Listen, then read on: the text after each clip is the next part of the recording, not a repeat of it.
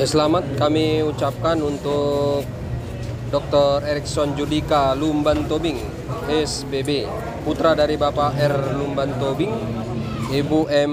Borupardede, dengan pasangannya Dr. Riris Lasria Panjaitan, putri dari almarhum Insinyur G.A. Panjaitan dan Ibu D.I. Boru Napitupulu.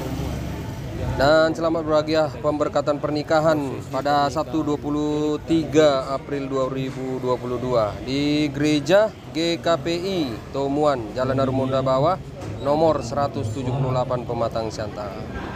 Dan pesta adat dilakukan di Sopo Godang HKBP Pematang Siantar, Jalan Gereja nomor 35 Pematang Siantar. Selamat berbahagia, Tuhan Yesus memberkati.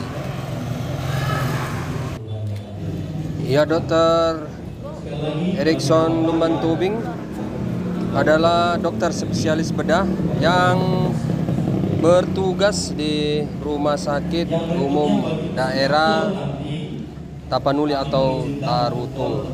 Semoga banyak-banyak orang yang dilayani oleh Dr. Erik Lumban Tobing. Selamat berbahagia, Dr. Erik Lumban Tobing dengan Dr. Riris Panjaitan.